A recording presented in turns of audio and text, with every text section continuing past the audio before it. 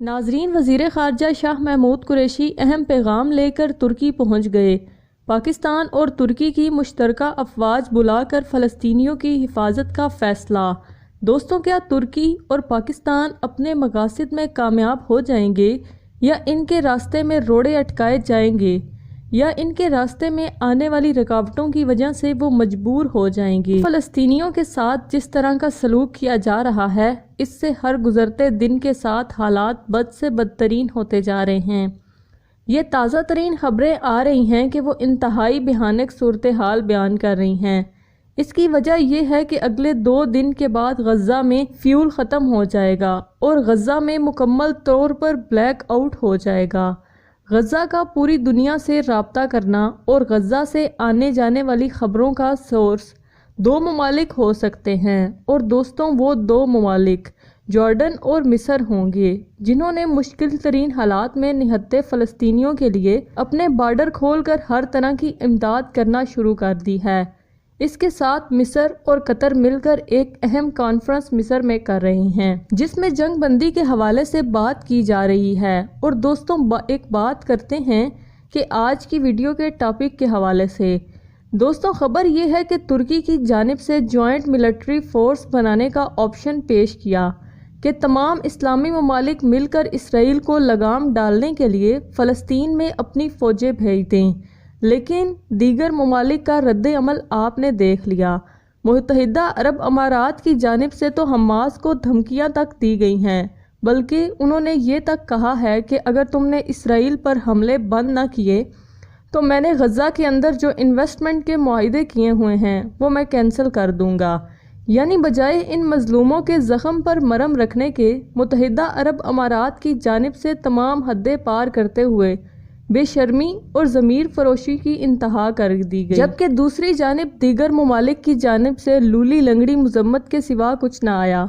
दोस्तों, अब ऐसी सूरत हाल में पाकिस्तान, तुर्की, मलाइशिया, ईरान, ये 4 ममालिक ऐसे हैं जो कि इस पूरी गेम को डबल कर सकते हैं, और इसके लिए कोशिशें की जा रही हैं। जी हाँ दोस्तों, आज पाकिस्तान के वज़ीर ख़ारजा शाह महमूद कुरैशी एक अहम पैगाम लेकर तुर्की पहुँच गए हैं, और तुर्की में शाह महमूद कुरैशी पाकिस्तान, मलाइशिया, तुर्की और ईरान की मुश्तरका फ़ौज बनाकर फ़लस्तीनियों की मदद के हवाले से बात करने गए हैं।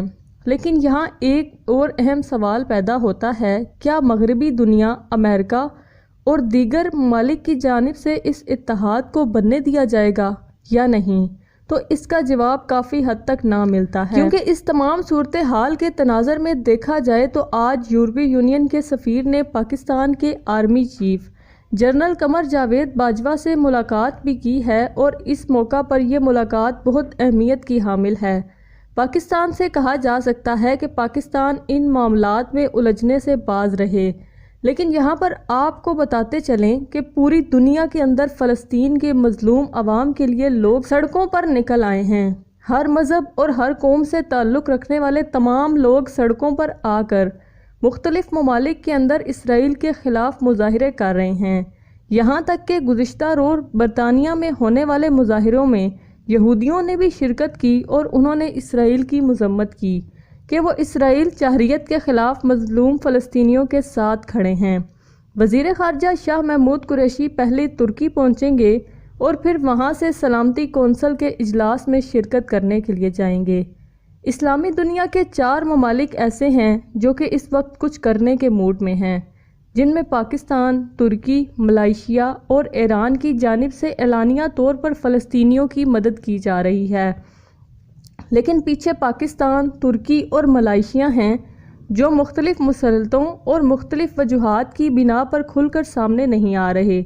अगर इन 4 ममालिक की फ़ोर्स बन जाती है तो फिर यकीनी तौर पर इस मामले का कोई हतमी हल निकल आएगा। वो ये हैं कि अगले 2 दिन के बाद फ़लस्तीन से आने वाली बराह रास्त का राब्ता ख़त्म हो जाएगा, क्योंकि 2 दिन के बाद फ़लस्तीनियों के पास फ़ोन नहीं होगा और वहाँ पर मुकम्मल तौर पर ब्लैक आउट हो जाएगा। इसराइल पहले ही आलमी सतह पर इन खबरों को दबाने की कोशिश कर रहा है, और इसके बाद हालात और भी ज़्यादा गंभीर हो सकते हैं।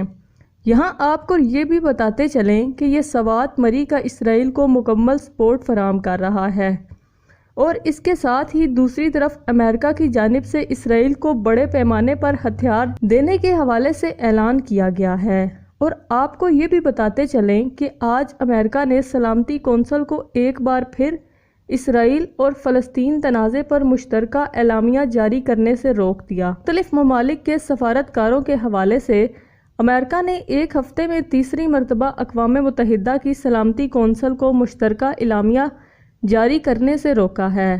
چین، کیوس اور ناروے کی جانب سے مشترکہ اعلامیہ کی تحریر میں تشدد کے خاتمے اور عالمی قوانین کے احترام اور عام شہریوں اور بچوں کی حفاظت کو یقینی بنانا شامل کیا گیا تھا۔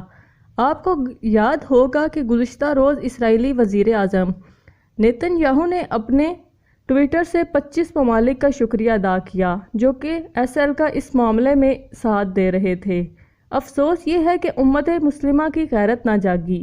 جی ہاں، 57 اسلامی ممالک کی نمائندہ تنظیم OIC نے گزشتہ روز ہونے والے OIC کے اجلاس میں نہ ہی اقتصادی بائیکاٹ کی بات کی اور نہ ہی کسی اور ایکشن کا مطالبہ کیا۔ اسرائیلی مظالم کے خلاف ایک قرارداد منظور کی گئی جس میں کہا گیا کہ بیت المقدس شریف اور مسجد اقصیٰ کی حیثیت مسلم امہ کے لیے ریڈ لائن کی سی ہے، لیکن ہم جانتے ہیں کہ یہ ریڈ لائن کب عبور کی جا چکی ہے۔ اس کی صفوں کو ماہ رمضان المبارک میں مسلمانوں کے خون سے رنگین کیا جا چکا ہے، سینکڑوں مسلمانوں کو زخمی کیا جا چکا ہے، لیکن مسلمانوں کو اس کی خبر نہیں ہو سکی۔